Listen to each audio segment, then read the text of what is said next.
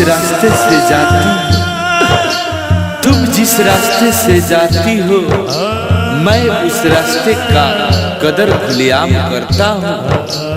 वहीं बैठकर सुबह से शाम करता हूँ। मैं मर जाऊंगा तो कफन ओढ़ा देना, मैं मर जाऊंगा तो कफन ओढ़ा देना।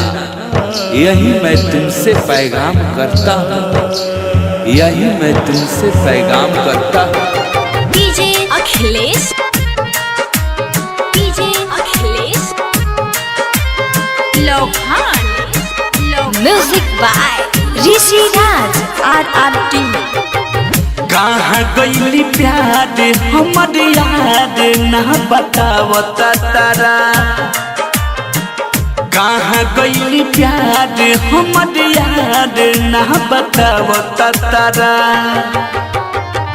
दुख के समैया में ना होता कोई सहारा रे, दुख के समैया में ना होता कोई सहारा रे। कहाँ गईली प्यार हमर याद ना बतावता तारा, कहाँ गईली प्यार हमर याद ना बतावता तारा। DJ Akhilesh, DJ Akhilesh Lohan, recording by RRT digital recording studio छड़ादानो।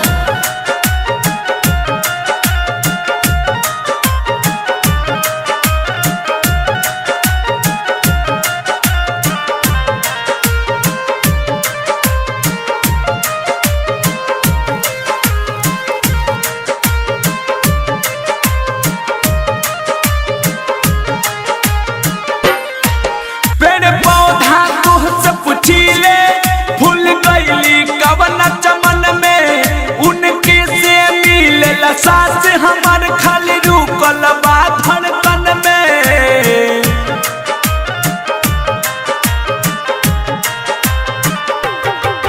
पेड़ पौधा तुझसे पूछिले फूल गईली कवन चमन में, उनके से मिलेला सास हमार खाली रुकल बा धड़कन में। सीतम के पहाड़ बब छाड़ कैले दुनिया सारा, कहाँ गईली प्यार हमर याद ना बतावता तारा।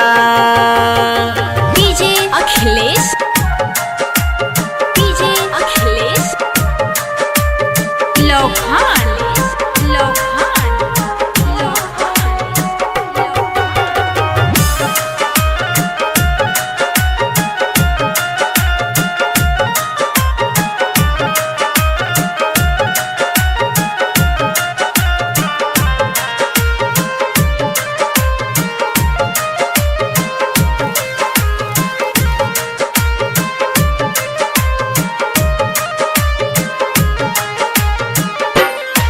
जिंदगी बेजान भइल बा ओही हमारा सनम के बिना रे, बन बन भटकता जाए दंद सबर दिन गिन गिन रे।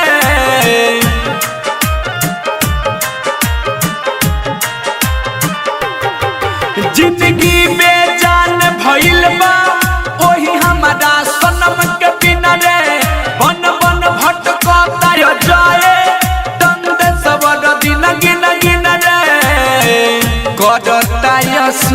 के अफसोस जान मिलती दोबारा। कहाँ गईली जान हमर प्राण ना बतावता तारा,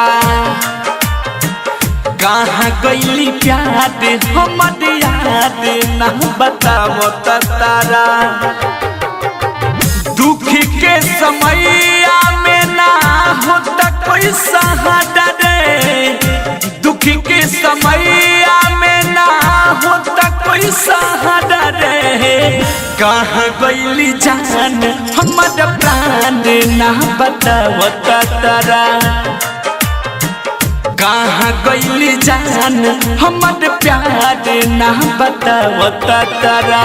recording by RRT digital recording studio छड़ादानो।